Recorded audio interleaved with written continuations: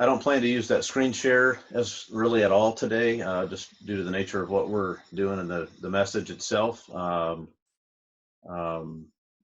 I did enjoy that. I got positive feedback from several of you, so I may try that in the future if it seems like it'd be useful for us. But today I aim just to give an overview of Isaac's life and then draw from some application from that.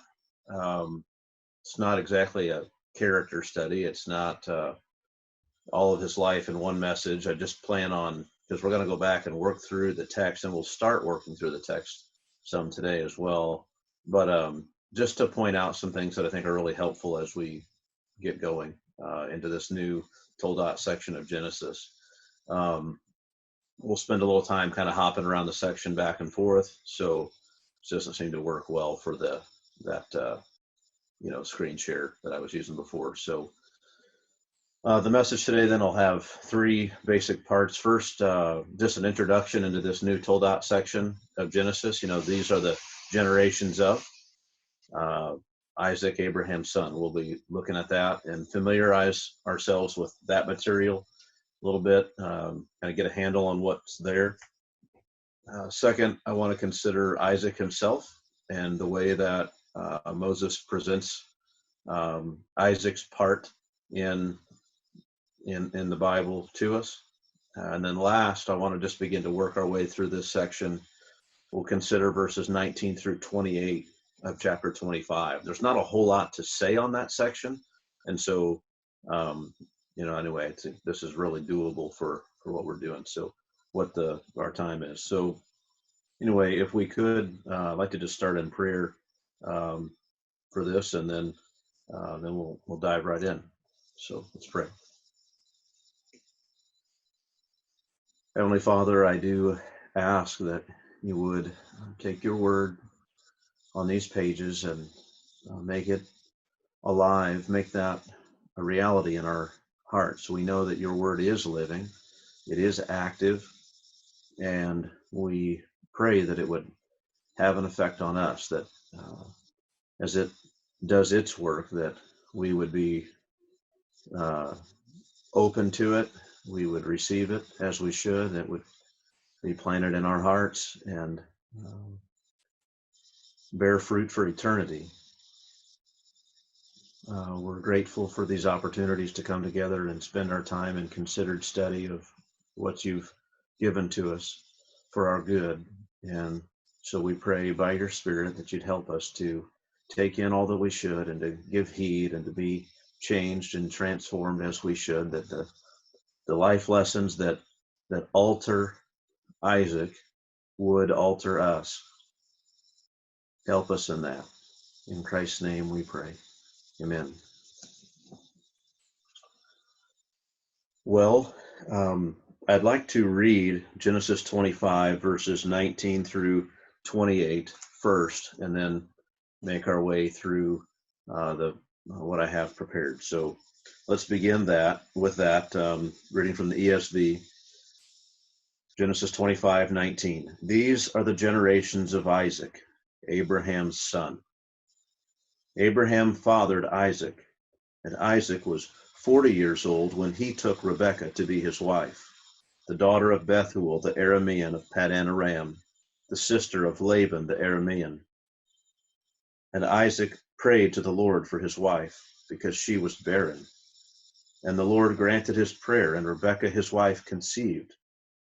The children struggled together within her, and she said, "If it is thus, why is this happening to me? Or why do I live?" So she went to inquire of the Lord. And the Lord said to her, "Two nations are in your womb, and two peoples from within you shall be divided. The one shall be stronger than the other, the older shall serve the younger." When her days to give birth were completed, behold, there were twins in her womb. The first came out red, all his body like a hairy cloak, so they called his name Esau.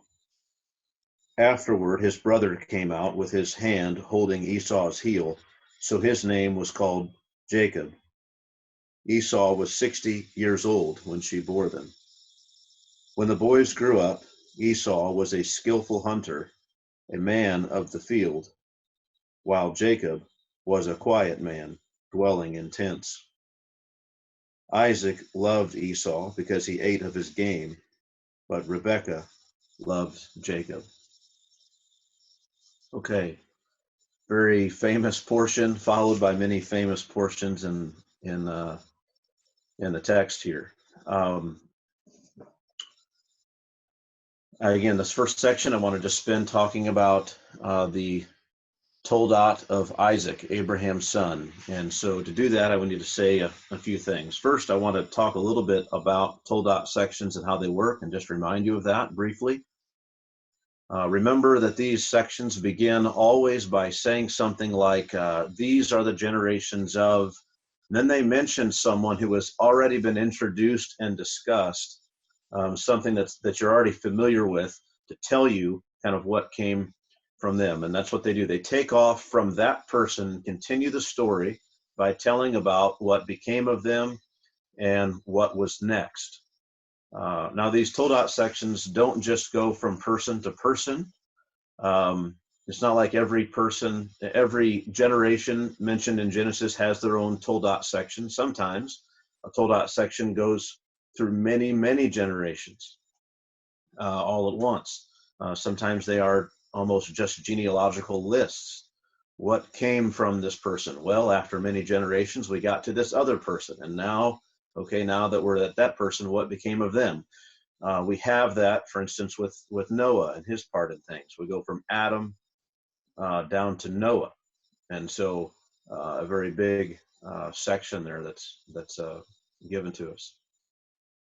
Now, again, these Toldot sections don't just go from person to person, but they do go from unit to unit, or you might say from subject matter, or from, a unit of material to another unit of material. These are put together by Moses. He's woven these together deliberately, and he includes what he does in certain accounts deliberately. He puts all this together in this way.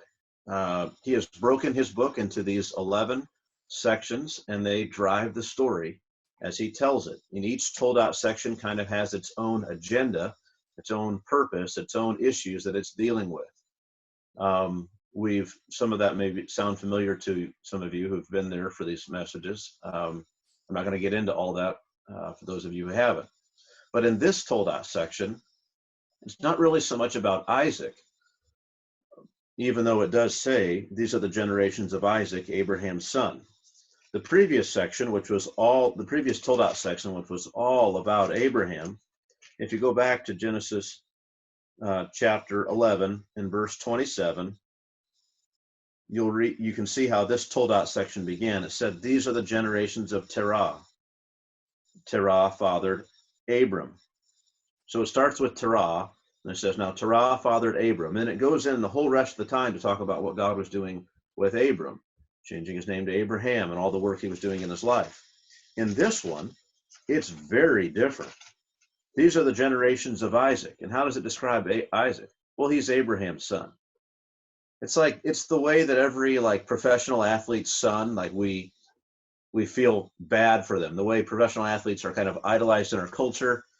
It's like, man, everybody assumes this guy is going to be just the next what his father was. And that's pretty rare that happens. And so there's all this pressure on them and that kind of thing. But here, Isaac is just he's introduced as Abraham's son. These are the generations of Isaac. Well, why do we care about Isaac? Well, because he's Abraham's son. Really is the only thing, you've got. And then with Terah started, these are the generations of Terah. Terah fathered Abram. This doesn't start out with Isaac fathered anybody. It says Abraham fathered Isaac. It starts out the greatest thing about Isaac is that Abraham fathered him. So it's really an interesting way to begin. And it just further underscores kind of what I'm saying is that this is not all about Isaac. We'll see some other reasons that's the case as well. But these are the generations of Isaac, Abraham's son. Abraham fathered Isaac. That's just how it begins. So I'll say this Toldot section, it's not so much about Isaac, but rather it's kind of answering this question. Say it this way: having seen God work so carefully to begin his great redemptive purposes in Abraham. The question is, how will God carry that forward in the next generation after him once Abraham has died? How will those generations, the descendants of Abraham, how will they respond to his promises, and how will they respond to his work on their behalf and his work in the world? What will this look like? We've seen the way God moved into Abraham's life and the way Abraham responded and grew strong in faith, giving glory to God. We've seen the faithfulness of God to him. We've seen the lengths to which God would go to grow Abraham's faith and to prove faithful to Abraham and to convince him that he can be trusted and depended on and to lead him to repentance. We've seen all of that. What will happen? What will become of Isaac and the generations to follow? And that is the burden of this whole Toldot section. It takes these next generations, plural, and deals with them. And so this Toldot section, it starts in Genesis 25 and verse 19. These are the generations of Isaac, Abraham's son. And it goes all the way to Genesis chapter 35. You might turn there, Genesis 35. And it ends with this death report of Isaac. Verse 28. Now the days of Isaac were 180 years. He lived 5 years longer than his father Abraham. And Isaac breathed his last, and he died and was gathered to his people, old and full of days. And his sons Esau and Jacob buried him.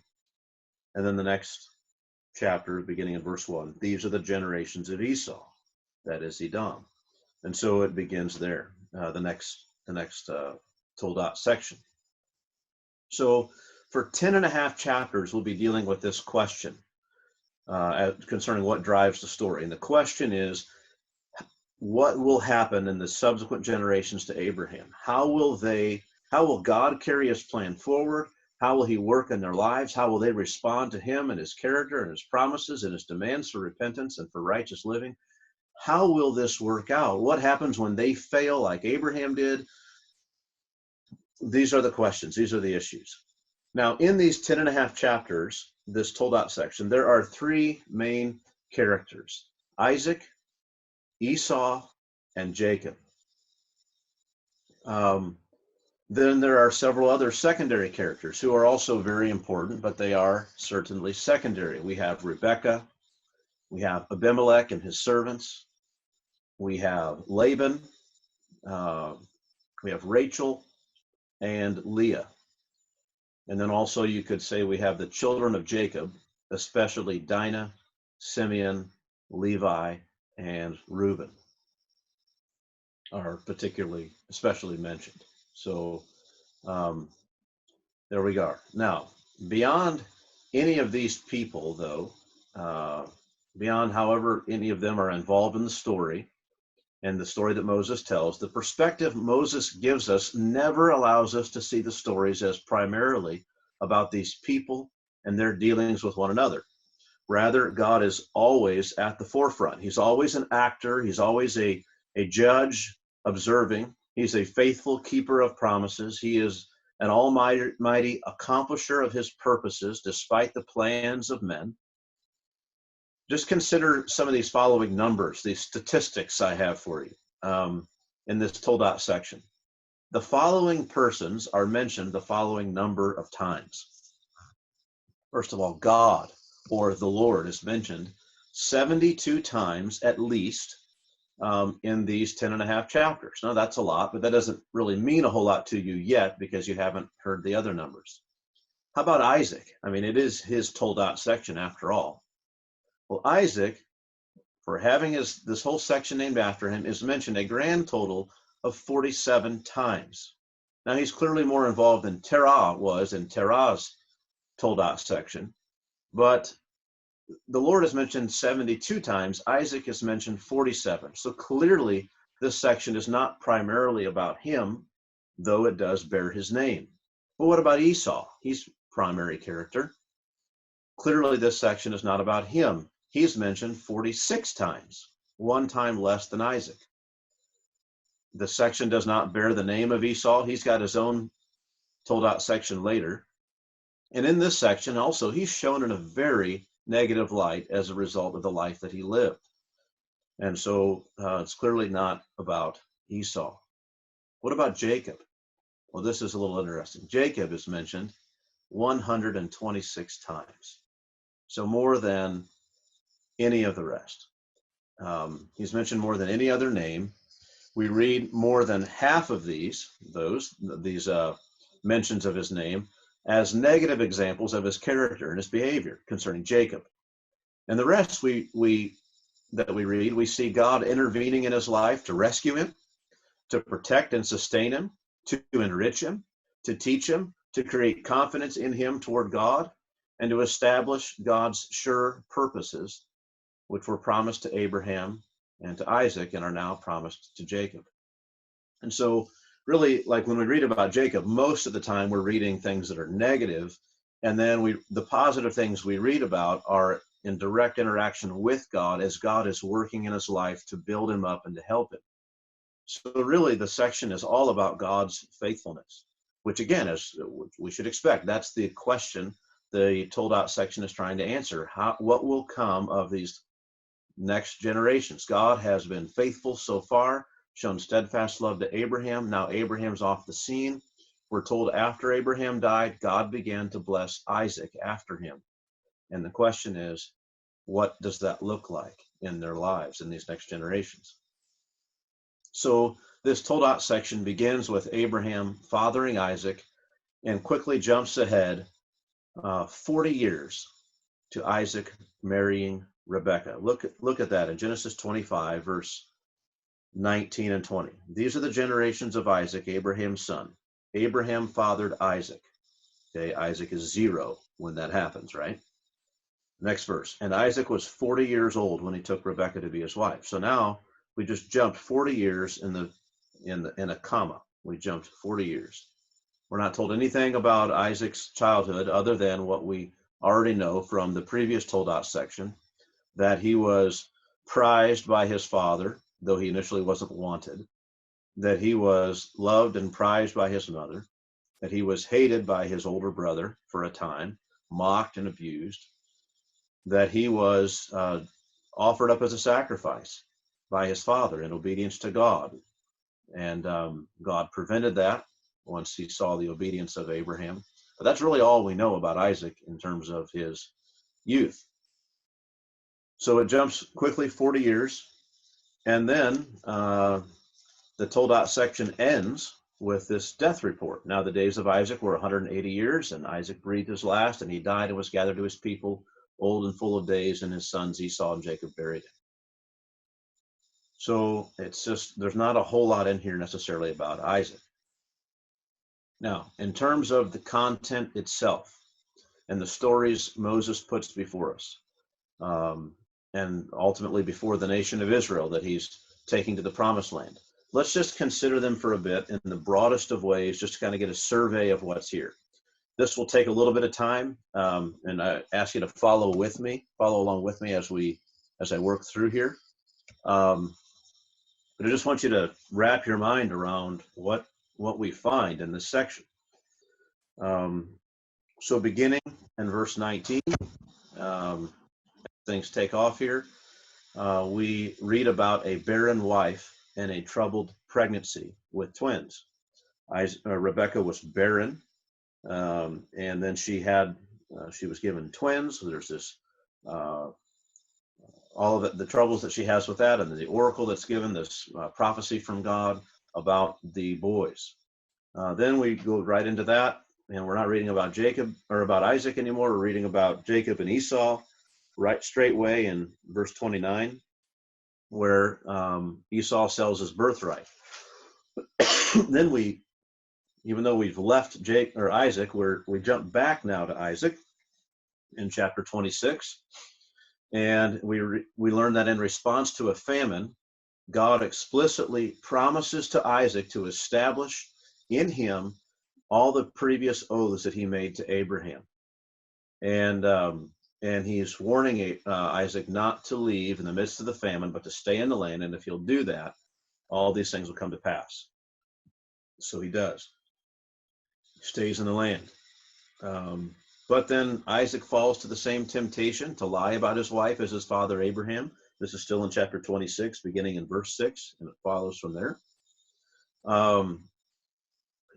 He lies about his wife, just like his father Abraham. But he was found out this time and even guaranteed protection by this man, Abimelech. Later in that chapter, we read that God blessed him and enriches him in the land. And these same people, Abimelech and those his servants, his people, come seek Isaac out for a treaty between them and him because they see God has blessed him. All this sounds very familiar in terms of territory that we've seen in Abraham's life as well. God was, in fact, blessing Isaac after Abraham had died.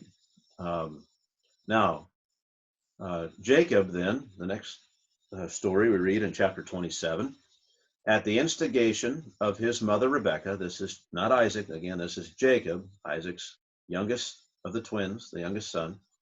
At the instigation of his mother Rebekah, lies to Isaac and takes advantage of his weakened capacities in his old age. He is likely 137 years old at this time, evidently not doing as well as Abraham was at that age of 137. When Abraham was 137, he was bartering for that field. But here Isaac thinks he's about to die. And Rebekah convinces Isaac to lie to his father, to her husband, and trick him into giving Esau's blessing to Jacob, taking it wickedly with lies and deceit. So there's that. And then, having angered Esau for stealing his blessing, Jacob runs for his life to Jacob's extended family in Paddan Aram and the house of Laban. And Isaac sends him there.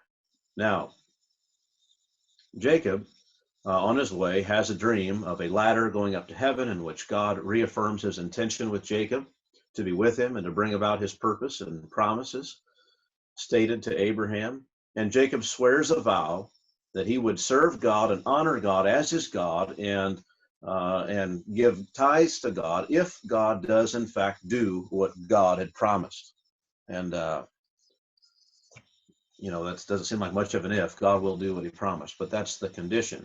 You will be my God if you do this. Then straightway, when Jacob gets out to Paddan Aram, he meets Rachel and then Laban, who he serves as a slave for 7 years for his daughter Rachel. That's his only payment. He's kept alive by Laban, but his only payment that he gets is his daughter. He serves as a slave for 7 years for his daughter Rachel, but is lied to and mistreated by Laban. He's given a different daughter instead, Leah, who never is really loved.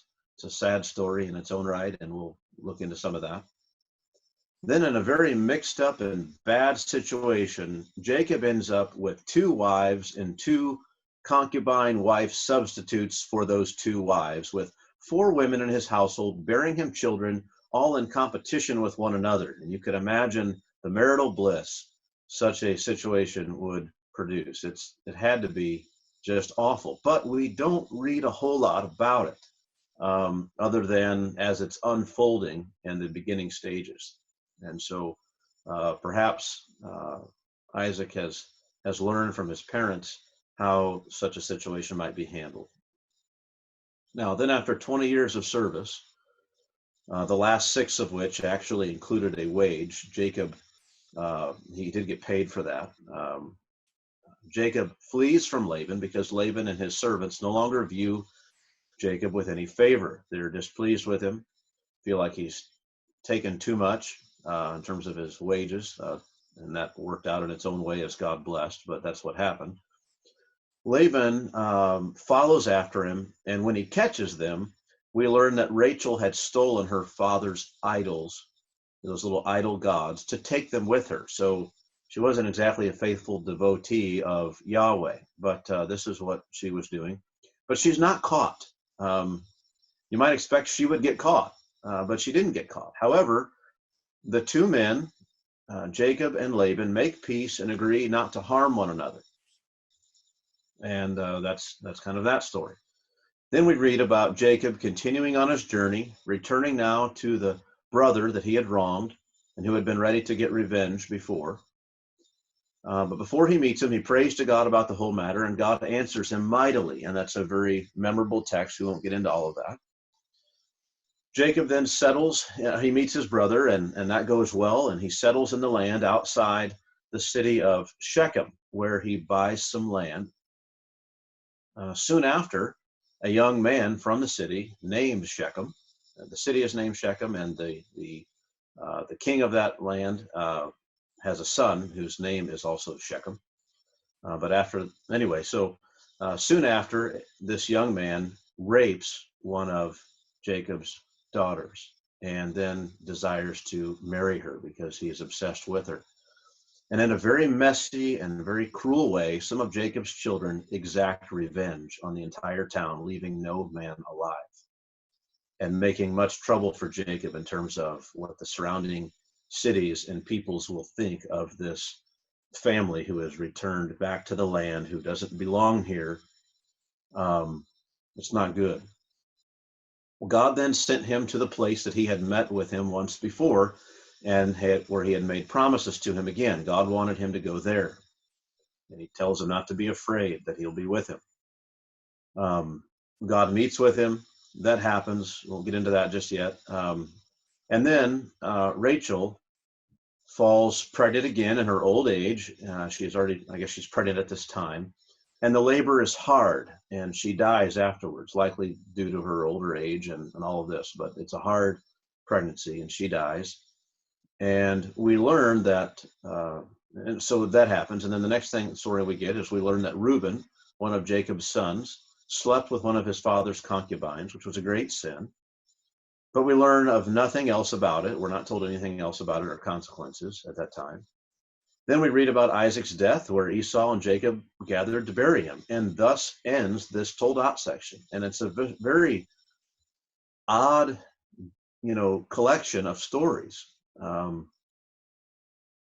again, the purpose is not to tell us all about the details of Isaac's life and Jacob and Esau, but rather to teach us about how God was at work in their life. And it just so happened to be that there's this twisted and sometimes perverse and strange collection of stories. We do see God's hand at work. We see God teaching and rebuking and correcting and encouraging people who he has determined will in fact be the ones through whom the promises come.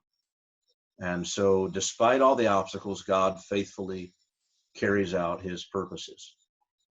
Again, these things don't sound very important on the grand stage of things, in the grand scheme of things, and yet these are the stories that illustrate and pass on the truth that we desperately need to know, and which Israel desperately needed to know.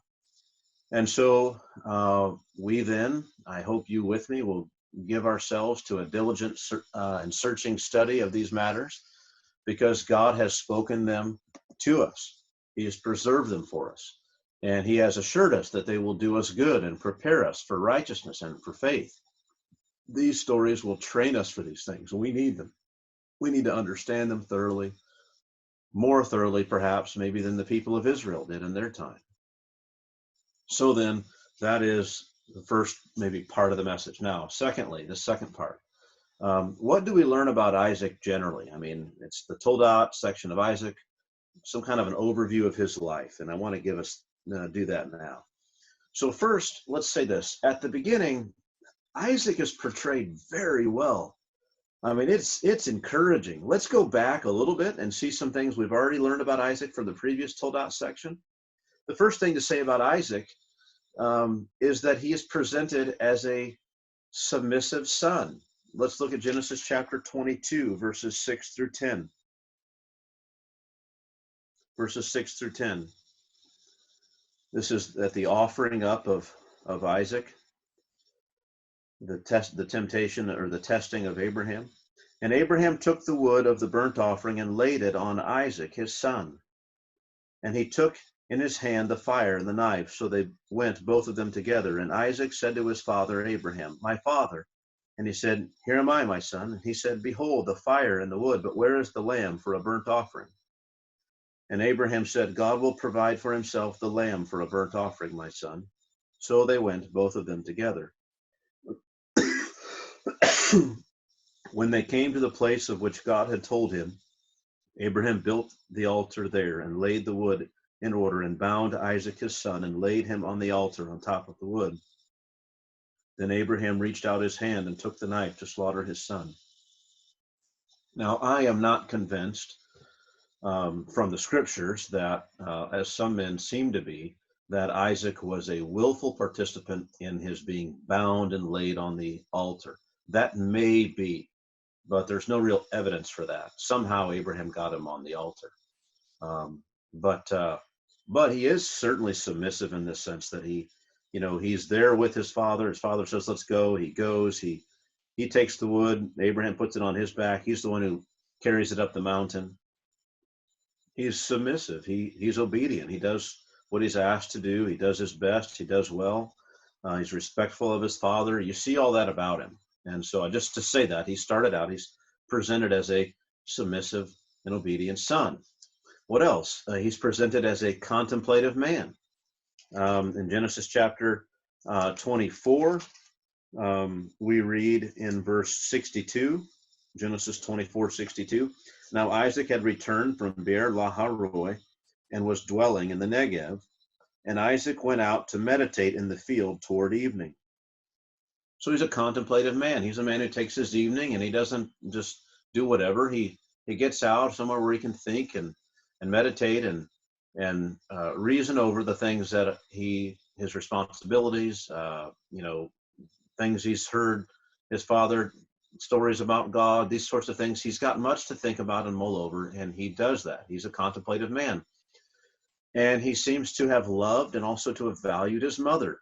We read in verse 67 at the end there. So Isaac was comforted after his mother's death. He was carrying around a longing, a missing of his mother. He seemed to have cared for her and to have loved her and to value his mother.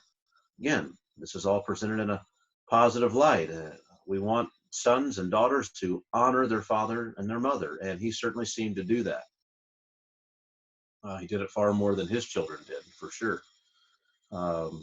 What else? He's presented as a loving and prayerful husband. Again, Genesis chapter 24, verse 67. Then Isaac brought her, that is Rebekah, into the tent of Sarah his mother, and took Rebekah, and she became his wife, and he loved her. So he loved her. He's a loving husband. But I said he's also a prayerful husband.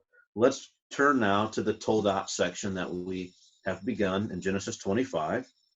And let's look at verse 21. And Isaac prayed to the Lord for his wife. He prayed specifically for her. He's a prayerful husband. This is good. I mean, Isaac's looking pretty good right here. He's the kind of man it seems like maybe you'd want your daughter to have married, a man who would love her and pray for her, and who was a man who was a thinking man and had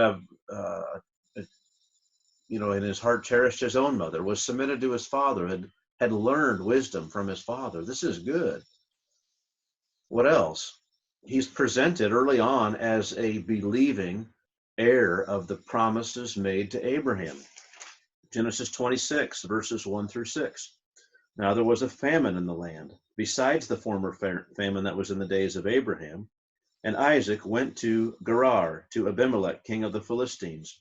And the Lord appeared to him and said, do not go down to Egypt. Dwell in the land of which I shall tell you. Sojourn in this land, and I will be with you and will bless you. For to you and to your offspring I will give all these lands, and I will establish the oath that I swore to Abraham your father. I will multiply your offspring as the stars of heaven, and will give to your offspring all these lands. And in your offspring all the nations of the earth shall be blessed, because Abraham obeyed my voice and kept my charge, my commandments, my statutes, and my laws. Verse 6. So Isaac settled in Gerar. Like he went to Gerar, he was there, and then God says, don't leave this land. So that obviously he's maybe thinking about leaving, and God tells him not to and says, look, stay here, and I promise you, I will do these things for you and in your life and for your descendants. And he stays. He doesn't leave. He responds in faith. He's a believing heir of the promise. So what do I say? It seems like at the beginning, not only is he presented well, but contrast him to Abraham. He responded to a famine in the land way better than Abraham, his father, did. And he also responded to the barrenness of his wife way better than his father Abraham did. So he's doing well. It appears that Isaac will still steer clear of his father's sins and shortcomings. That's how it looks. Yeah, this is really positive and encouraging.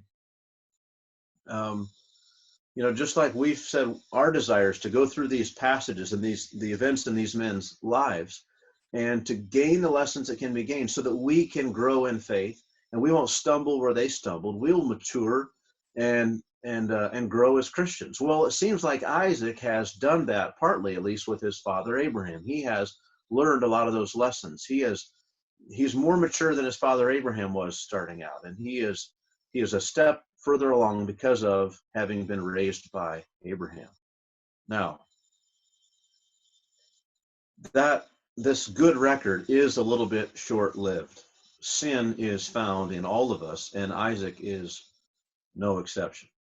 We soon find him stumbling in fear and unbelief, repeating the same foolish lies about his wife in order to keep himself safe, putting his wife at risk, rather than putting his great confidence in God. And so where Abraham failed twice, Isaac himself also fails. He fails once, but he fails. He is a sinner like the rest of us. Also, there is, sadly to say, in Genesis chapter 25, the last verse of our section for today, verse 28, Isaac loved Esau because he ate of his game, but Rebekah loved Jacob. There is this matter of favoritism in the home. I know it says loved here, and loved isn't a bad translation, but the word itself that's translated here, loved, might be better, preferred or had great affection for. It's used elsewhere, even of kings who make treaties with other kings, and it's not so much because they love them in the way we might think. We might shrink back to think a parent might love one child and not another. It'd be a terrible situation, but those things can happen. But this is a situation where there's just great favoritism, preferring one over the other. And that favoritism, not only is it wrong on his part and Rebekah's part, but it also makes the conflict that the boys have between them all the worse. It extends and deepens this conflict long into their adult years, and makes it more bitter.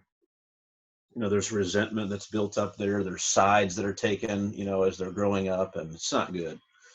So that's another thing. So it appears then that also that Isaac has very little control and influence over his son Esau, and even Jacob for that matter.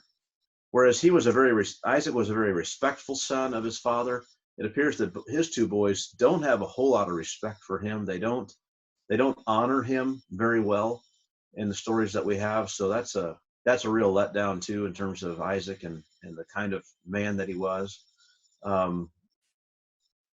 Oddly enough, he is rather easily deceived by his son Jacob, and is found to have been, even in that story, to have been working in some measure against God's stated intention for the two sons. And God said that the older would serve the younger. And then Isaac goes around and he thinks he's blessing Esau, and he says, hey, your brother's going to serve you, and all your siblings will serve you, as many as they are. And that's exactly opposite of what God said. So this doesn't seem to be good either. But then again, we do see him reverse course on this a little bit, really a lot, and ultimately seek to pass along the Abrahamic blessings to Jacob, while seeking to get Jacob a well-suited wife.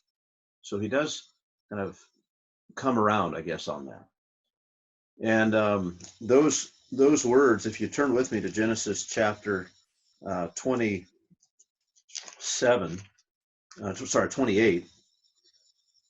I want you to read with me this section. 28 verse 1, Genesis 28 verse 1. Then Isaac called Jacob and blessed him and directed him. And these are the last recorded words of Isaac. There are his words. You must not take a wife from the Canaanite women. Arise, Go to Padan Aram, to the house of Bethuel, your mother's father, and take as your wife from there one of the daughters of Laban, your mother's brother. God Almighty bless you and make you fruitful and multiply you, that you may become a company of peoples. May he give the blessing of Abraham to you and to your offspring with you, that you may take possession of the land of your sojournings that God gave to Abraham. End quote. Those are the last words of Isaac. That's good. That sounds good. So of Isaac, in conclusion, I could say this: we learn about a man who gave into fear for a period of his life, in terms of him lying about his wife. He was not really a great parent. He worsened the conflict of his children that they had between them, and he sought to, I think, to kind of mitigate against what he thought were the unfavorable circumstances of God's plan for his children. Right? God had said, well, the older is going to serve the younger, but Isaac loved the older one, and so when he goes to give his blessing, he seeks to give a blessing to Esau that, at least for a while, will make sure that Esau gets the better end of the deal. And then there's another blessing he plans for Jacob that will make it so that eventually Jacob will overthrow his brother's yoke upon him, and it won't be that way anymore. And then the plan of God will come to pass. And so he's trying to kind of lessen the severity of what God said because he's soft on Esau. And that's not good. We don't want to, for any reason, to try to kind of work against anything God has commanded or indicated. We want to be those who bring it about, not who work against it. So, but even in that, he was outwitted. In that he recognized in being outwitted, he recognized the certainty of God's purposes, despite the actions of men, and even through the actions of men. God's purpose was going to come to pass. For all his planning, his scheming son, Jacob, out-schemed him, and so did Rebekah. It's quite a thing. Every other word, though, that we have from him that is spoken in faith of God's promises, both to him and to his descendants after him. So generally, it's a very positive picture that we are given. So that then concludes part 2 of the message. So now then, this third section of the message, where we will begin by the first part of this Toldot section.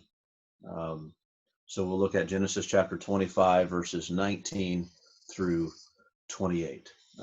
You may have some questions about things we've covered so far. If you do, maybe just write them down, jot them down for yourself, because I'm happy to answer some of those if they come up.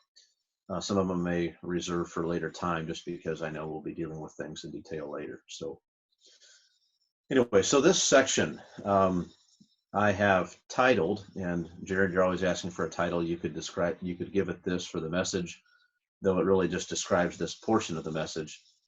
That is this: 4 decades married. 4 decades married. It's quite a thing. 4 decades married. And I'll say this to begin with, 4 decades at least.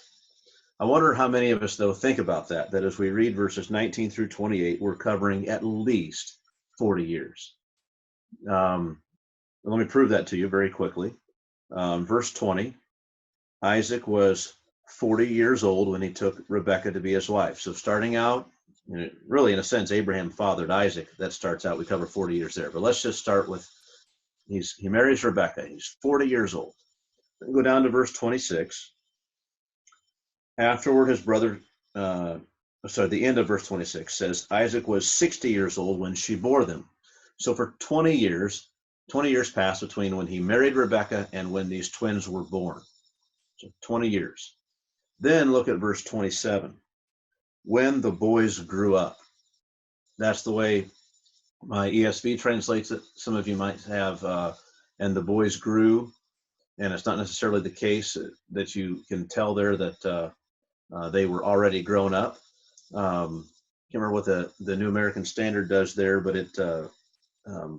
anyway, the proper translation really is that having grown up, when the boys have grown up, having grown, Esau was a skillful hunter, a man of the field, while Jacob was a quiet man dwelling in his tents. My point in this, about having grown up, is that how long does that take? We're talking about number of years. I mean, Isaac was 40 years old when he married Rebekah. 20 years pass, and then she has these twins, and now they're grown.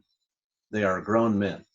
Well, at what age are you a grown man? Well, I don't know. I mean, are they 20 years old?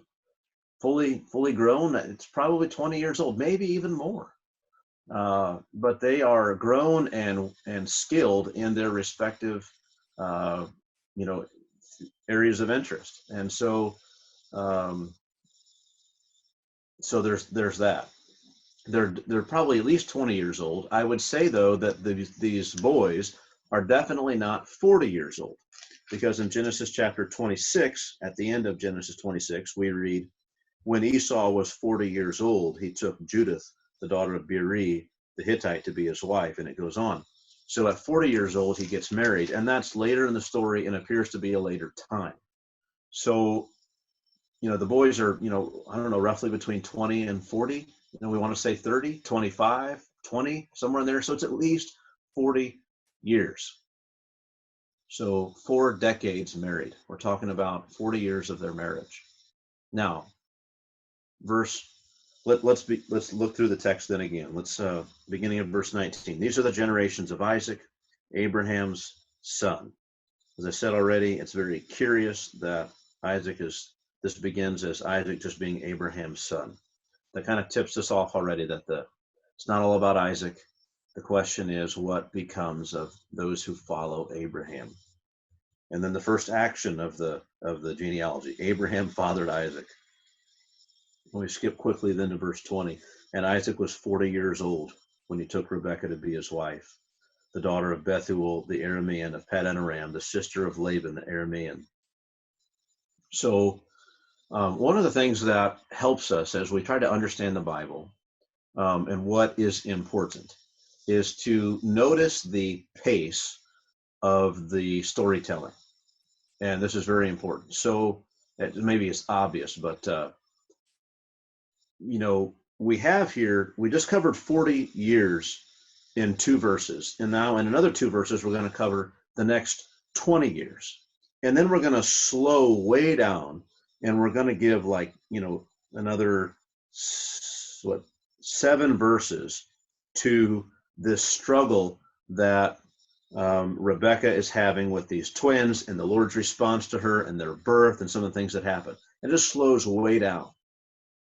And so that's telling us this is pay attention to this.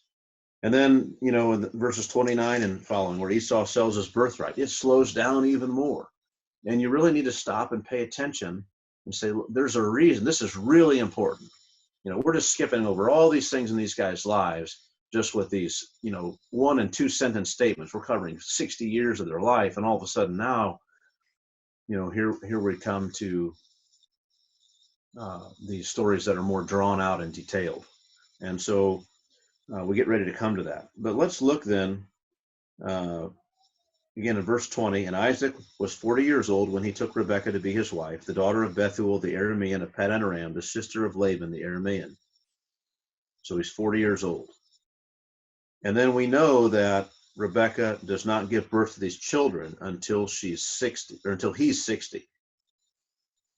So let's look at what covers the next 20 years.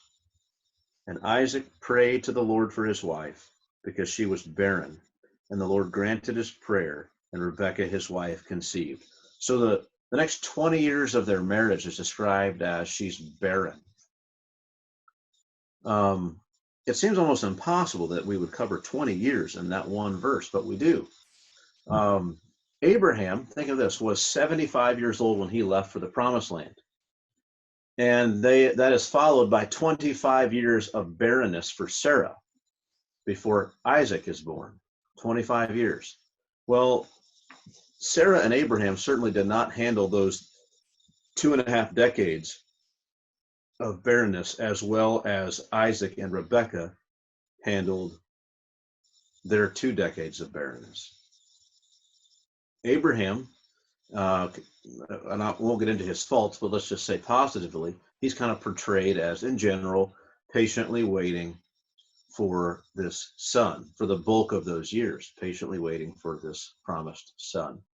He waits for 10 years, and then at the insistence of Sarah, he decides, maybe it is through a wife substitute that I'll have a son. And then very quickly that is dismissed, or their actions are rebuked by God, but it's not clear to him that that's not in fact what's happened, that Ishmael would be the son. And so he thinks he has the son, and then he finds out that's not the case, and then it's Isaac. And so generally he's just patiently waiting for God to fulfill the promises, as hard as it is. Isaac is seen as praying for his wife. I'm not saying that's better than the other. And I don't mean to say that Abraham never prayed for Sarah, or that Isaac didn't patiently wait for 20 years. But these aren't exclusive of one another, but rather they demonstrate maybe different purposes Moses has in telling the story. Abraham's life was dominated by his need to patiently wait for God to act and for God to fulfill his word. We remember going through there and we saw section after section where Abraham was waiting for big chunks of years for God to do what he said. That just characterized his life. Whereas Isaac's life was rather different. He had grown up with all the advantages of Abraham's lessons and his instruction, and he knew firsthand about God's provisions. He had the advantages of having learned many of these lessons already by having grown up with Abraham as his father. And so he kept away from many of the same mistakes his father had made. And so anyway, he straightway, he has this problem. His wife is barren. He just goes and starts praying to God. And he waits until God answers, confident that God will answer, and he does. And so she was barren. And now let's pick this up. This is really amazing. And Isaac prayed to the Lord for his wife because she was barren, and the Lord granted his prayer, and Rebekah his wife conceived. The children. Say again. The children. Plural. You think, what? There's multiples? She has more than one? We often read this as though she already knew she had twins, but she does not know this. She's pregnant and she's got twins. The reality is, what we learn in the next couple of verses is she's got twins who are warring inside of her. And Angela had twins inside of her, and I can tell you all the movements and things that were going on was way different than the other pregnancies. Now, she could tell you better than I can, but just as an observer, I can tell you this was quite different. But those twins, they weren't at war. Now, we saw ultrasound pictures or videos of them where they're responding to one another, and they were certainly interacting, and there was some angst from one to the other. You could see it. They didn't always get along in the womb, but they weren't warring. These weren't two nations and these divisions that were going to come and all this. And it's bad for her. It's hard. It's so bad, she says in verse 22, the children struggled together within her, and she said, if it is thus, why is this happening? Why am I alive? Like, what's the purpose of being alive? If this is what it's like for me when I have kids, I don't even know why I'm alive. This is terrible. This was a hard pregnancy.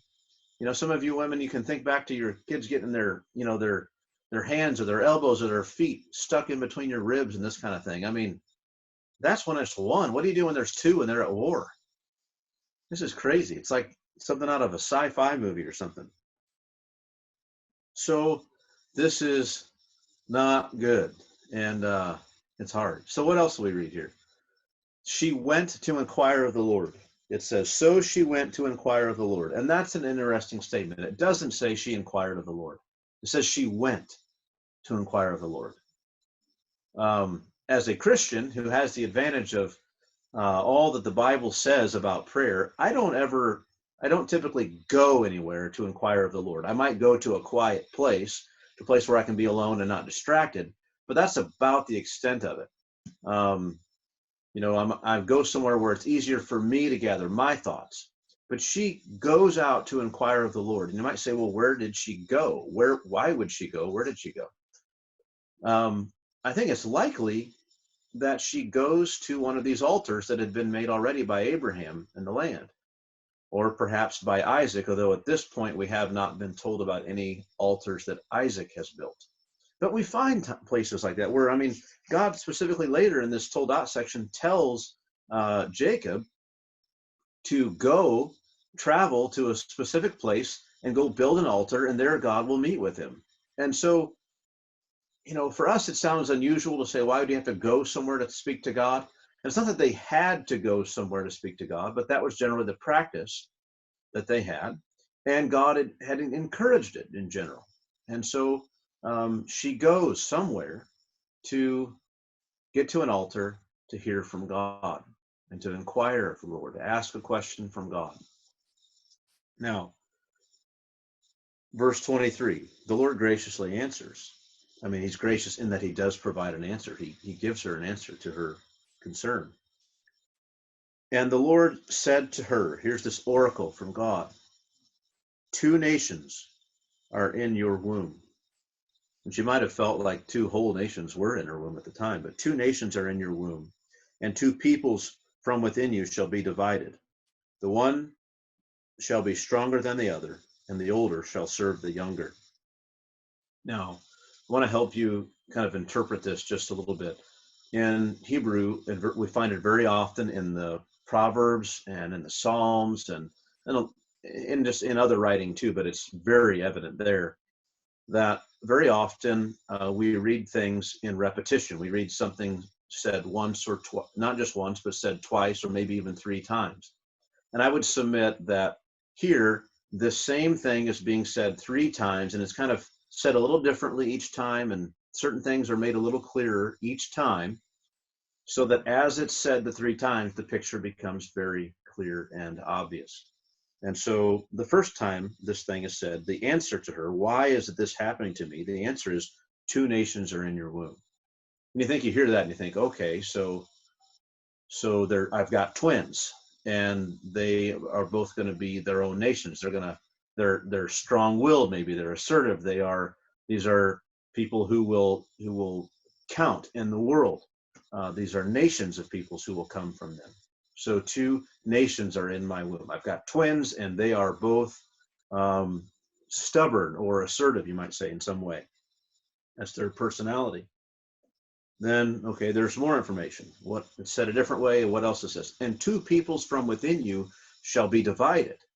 So not only are they both assertive, like they don't like each other. This will be division. They will be separated from one another. They shall be divided.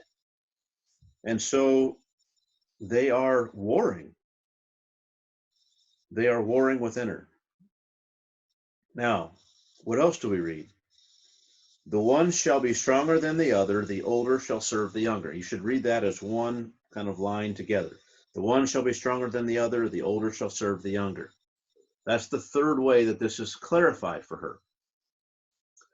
The first time you've got 2 nations. The second time, 2 peoples, and they shall be divided.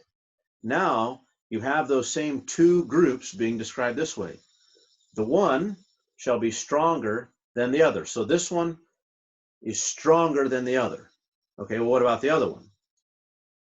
Okay, the older shall serve the younger.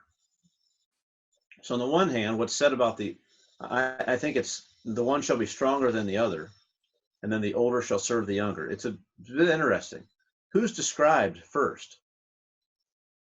A lot of times I think because we know about Esau, and he's a kind of a hunter of the land, a man of the field. He's given the name Esau, which really means something like, you know, a strong man. He's a rough man.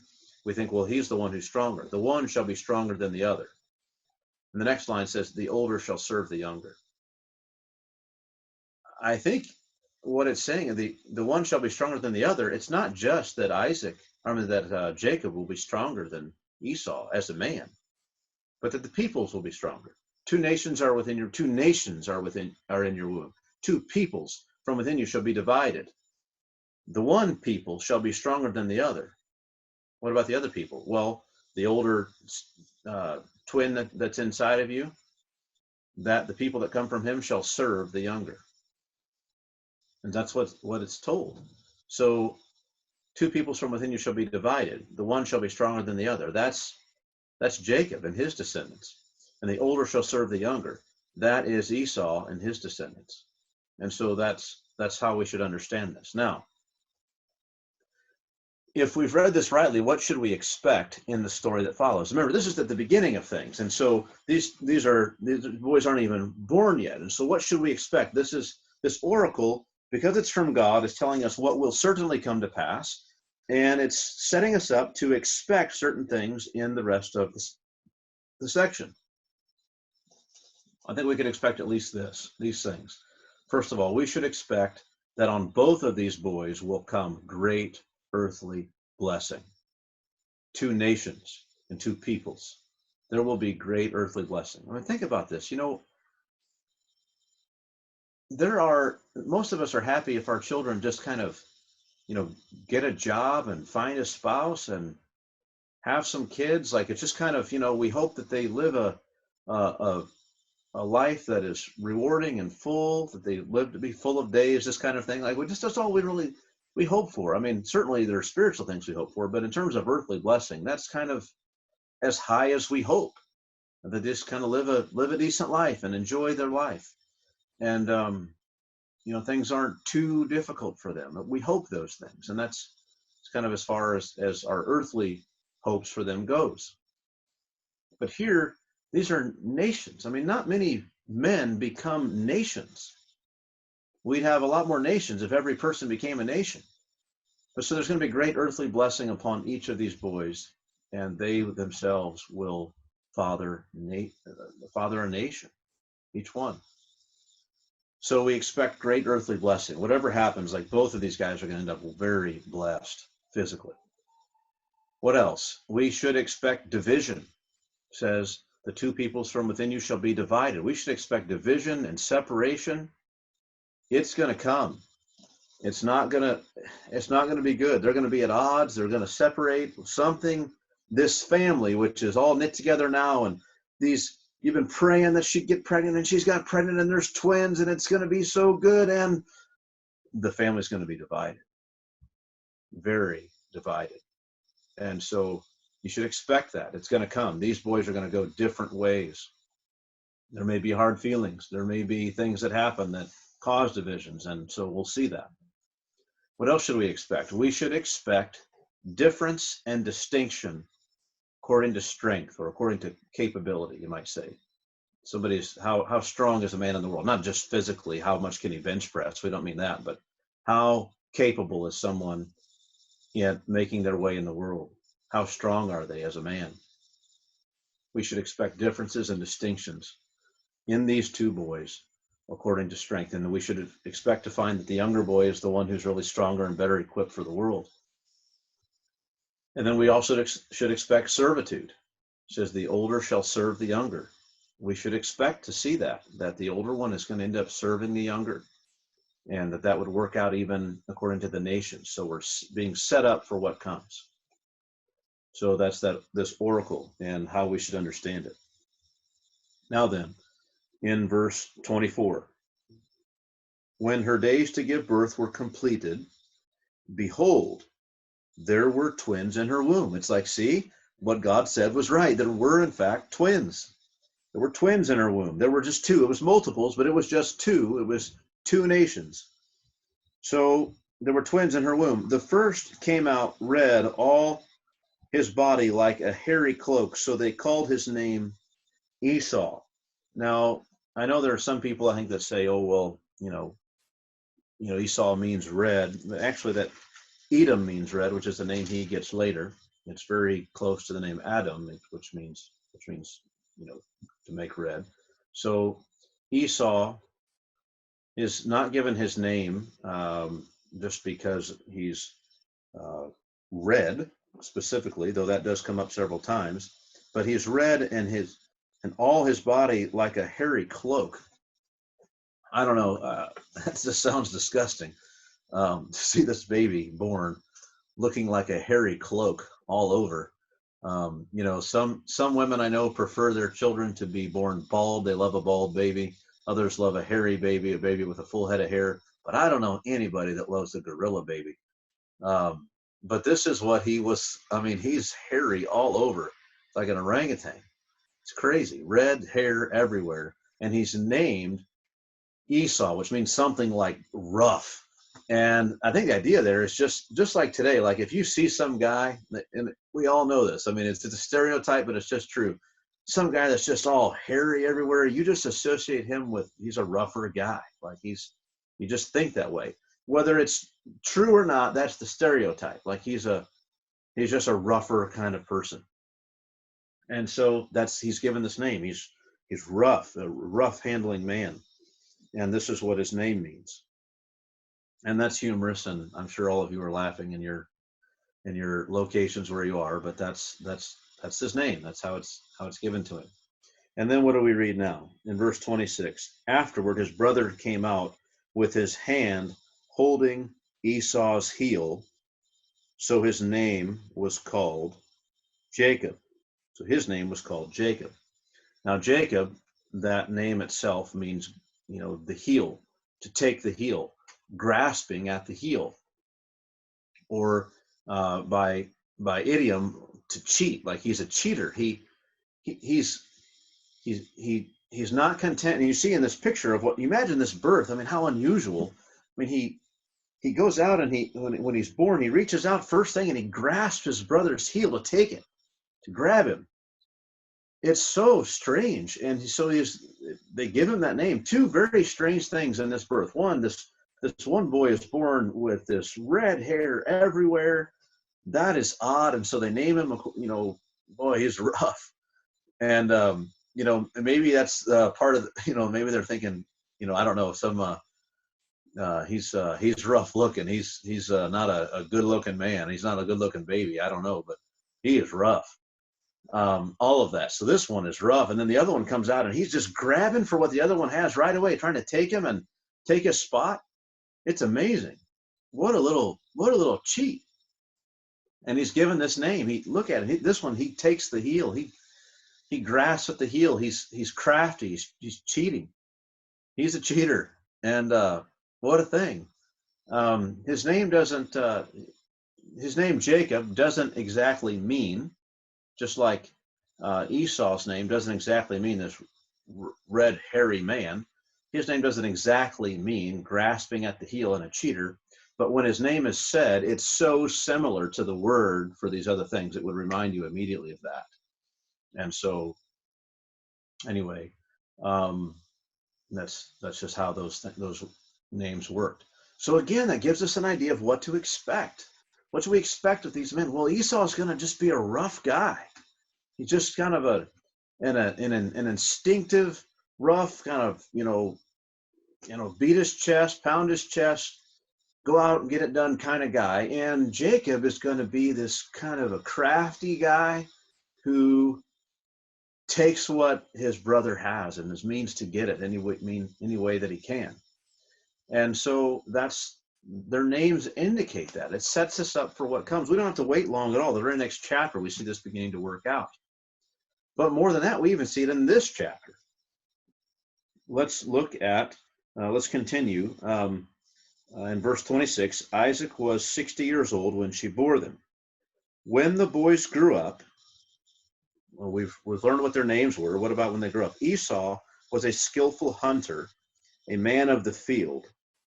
So he's a skillful hunter, a man of the field, which just means that he's a guy who went out in the woods and hunted game and brought it back, games of all kind. And this is what he would do. And then what do we read about Jacob? While Jacob, in contrast to Esau, was a quiet man dwelling in tents. Now that word, quiet, a quiet man, I think is a really bad translation. But it's there in a lot of the translations. It's not on all of them. Some of them will give a footnote to something like he's complete or he's perfect. And really, most literally, the word would mean he was a perfect man in a moral sense. And if there's anything we know about Jacob, we know that does not apply. Jacob was not a perfectly moral man. But that's the word that's used to describe him here. And so it kind of leaves us to scratch our heads and say, what do you make of this word being used of him? Well, I think it's meant as it's used other ways in in the Hebrew, and but I don't think it's ever used as quiet that I ever found. It's never used for quiet. It's only used that way here as a quiet man. It doesn't mean he's quiet. It means something different. In contrast to his brother, who was a rough handling, skillful hunter, a man of the field, Jacob was not that way. He was a man, he lived in the tents. He was a man of the tents. We'll look at a reference for that. But he was also this the word used is a perfectly moral man. But we don't mean moral, we mean complete in another sense. Namely, I think the one shall be stronger than the other. He was crafty, he was shrewd, he was well adept, he was well suited to make his way in the world. He was more wise than his brother. We could look at some things that are said about him, or things that we learn about him in the rest of his story. And let me just it's a guess as to what that word means here. We know it doesn't mean morally perfect, as the word itself means, because Jacob was not that. That's what it literally means, but what does it mean in terms of an idiom as it's being used here? It's hard to know, but it's a description of him in some way. It also doesn't mean quiet man, because he wasn't a quiet man, and two, the word isn't ever used that way anywhere else. But so here, let me just read what one commentator said about this. The description of Jacob likely has to do with being sophisticated and refined, perhaps being an organized, administrative type of person who is conscientious, detail-oriented, well-rounded, and efficient. Now, such can only be speculation from what we observe about Jacob elsewhere, for there are no occurrences of the adjective sufficiently nuanced in context to clarify from among these alternatives. Right? So it's hard to know. But I just would say quiet's not a good translation, but neither is the literal meaning of the word morally perfect. And everyone is in agreement that morally perfect is not a good translation, because in the absence of any real alternative, many of our translations have just opted to say, I don't know, quiet, but he's definitely not morally perfect. And we know that. So it's one of those instances where we're just not sure about the idiomatic use of this word here. We know it doesn't have its literal meaning, but it's hard to say what it means in this context because it's used so few times anywhere else. So, all right. So likely a rather different meaning for sure. Maybe peaceful. He wasn't a violent hunter like his brother was. Maybe, I don't know. Maybe he wasn't as given to fits as his brother was, as emotionally driven, as responsive that way. It's hard to say exactly what it means, but a peaceful, quiet man may not be the case either.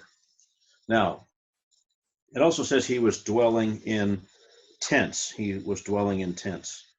And I want us to turn, that might make you think he was just a softy with real soft hands. He didn't do anything. And his brother was the real masculine, strong one. And he was just this weak pushover kind of a boy who, again, because of that word quiet, or the translation for quiet, he was soft-spoken and just a real weakling, and that's not what this means here either.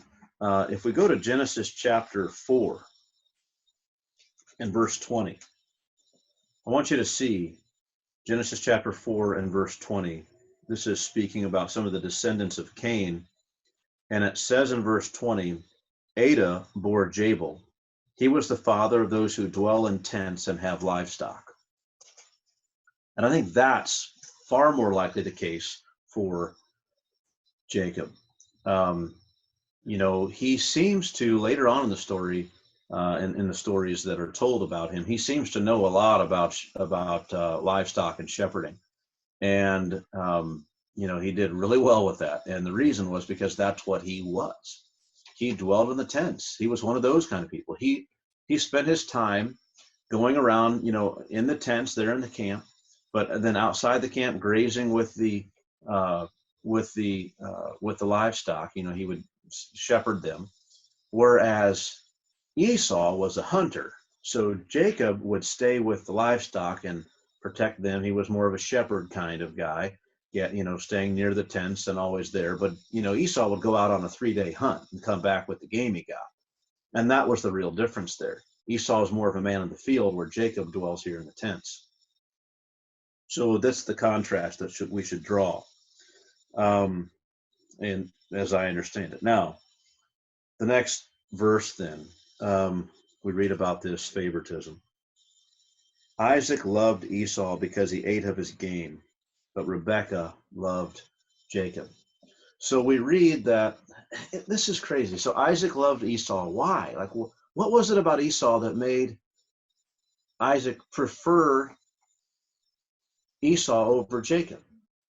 It was because he ate of his game. He liked wild meat. He liked venison. He liked eating, elk, or he liked eating bear, or he liked eating whatever it was. Did he get a kick out of that he's got a son who can just kill these animals and bring them back? Or did he just prefer the taste and the flavor?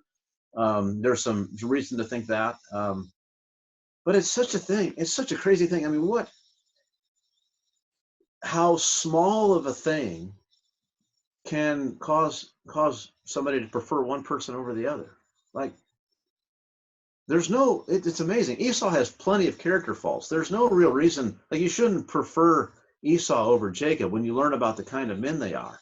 I'm not sure you should prefer either one, but there's nothing really going for Esau, except in this one category about the food you eat. Like, when Esau comes back, man, you get the good stuff. And so he prefers Esau because he ate of his game. And that preference caused a lot of harm in their family. But then not only did he have a preference, but then his wife had a preference for Jacob. And that could be for a number of reasons. It could be that, some people say, well, he was kind of a mama's boy, but I think that's based on the idea that, he's a quiet man who dwells in the tents, and kind of a misunderstanding of those descriptions. But, he certainly was favored by his mother, but I don't think he was a mama's boy the way we typically talk about a mama's boy. But she probably prefers Jacob it may be that he's around more. And so as they grow, she just prefers him because the relationship is stronger. Or it may be in response to seeing her husband Isaac prefer Esau, she takes up for the one who's less preferred and less cared for. And she kind of does that. I can remember growing up, for a long time, I was always, my dad and I was always on my dad's side, and my brother was always on my mom's side. Whenever, these kind of playful disputes or competitions that happen, I'm with dad, I'm with mom, and we would do this. And then one day it was this whole big tickle thing. And then my brother just realized, forget this. And so he was with my brother, or my dad and I, all against my mom. So anyway, but so it could have been just something like, Rebekah notices Isaac's preference for Esau, and so she decides she's going to prefer Jacob, and it's not long at all, and she really does prefer him more, and she wants good things for Jacob more than she wants good things for Esau. She doesn't want Esau's life to go bad, but she really wants to make sure Jacob gets everything he can get, and she prefers him, and she's willing to risk for him. So these preferences become very strong in time because they go unchecked. Would that be a lesson maybe to us as parents? You find yourself, kind of favoring one or preferring one child over another.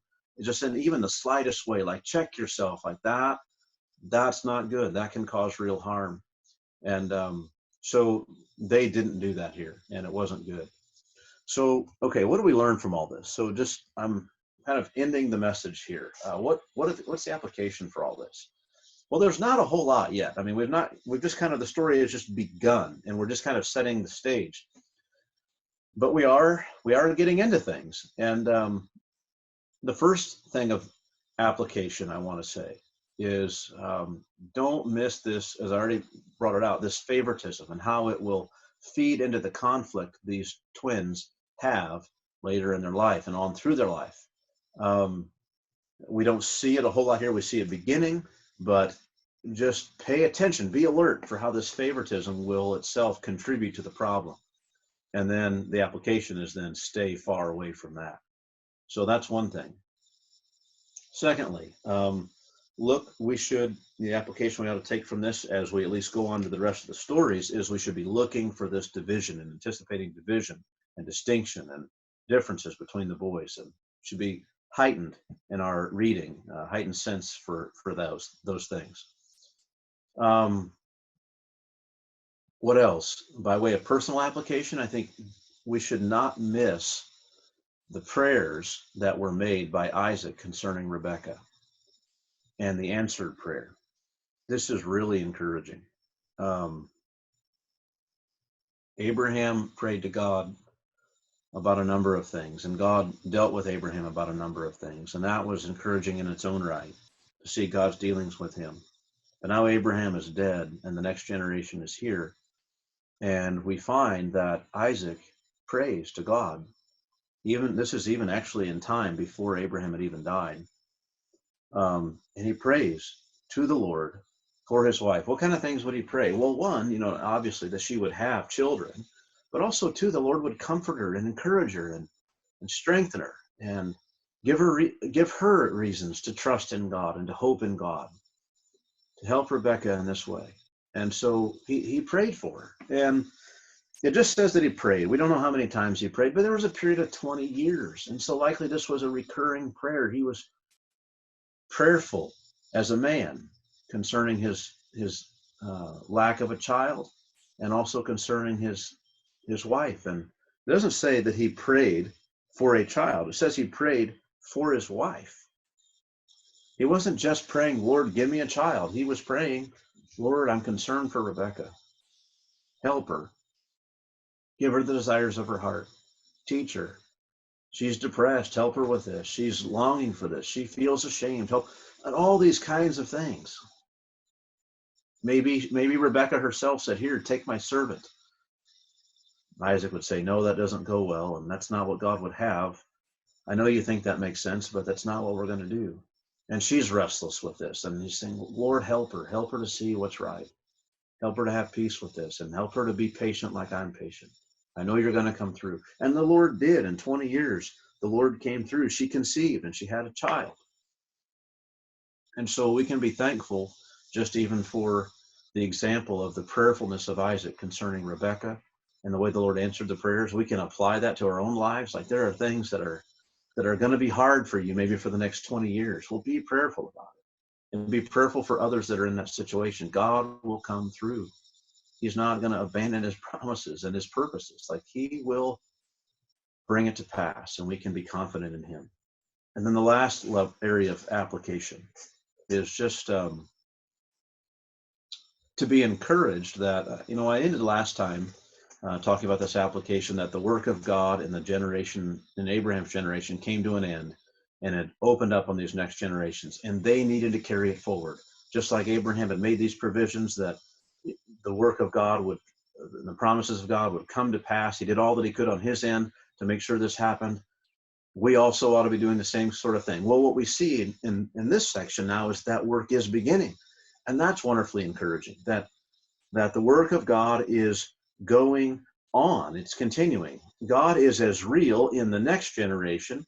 He's as faithful and as willing to respond to faith, as ready to respond to faith, as eager to build faith in the next generation as he was in the previous generation. That's wonderfully encouraging for Isaac and for us. And it's wonderfully encouraging, should be for Jacob and should be for Esau, to see God at work in their generation, just like he was at work in the previous generations.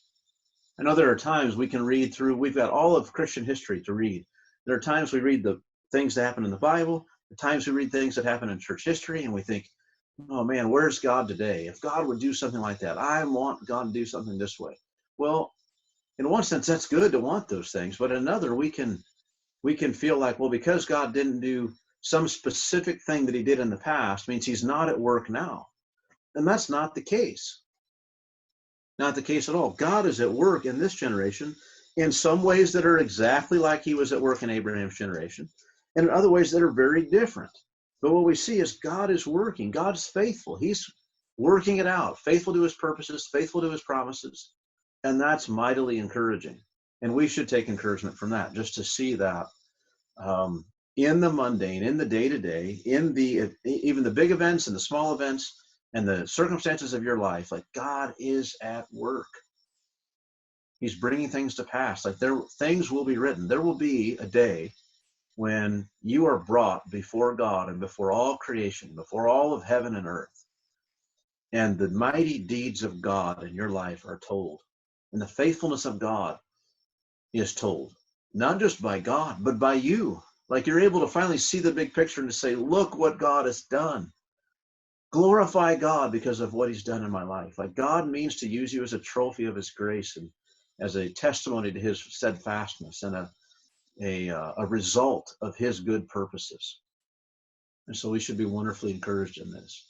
God is at work. He begins mightily to work in the life of Isaac, and you see it here. I mean, his wife was barren.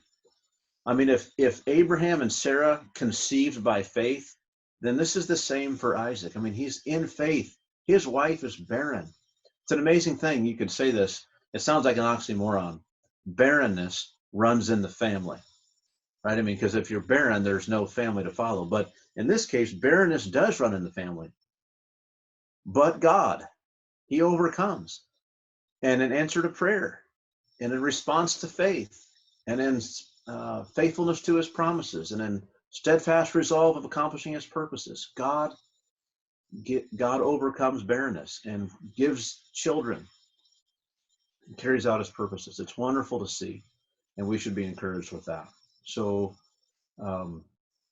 that's the application I have. That's really all of my message today. So I'm going to stop now and hand it over, I guess, for questions if there are any. I'm happy to answer questions if anybody might have them.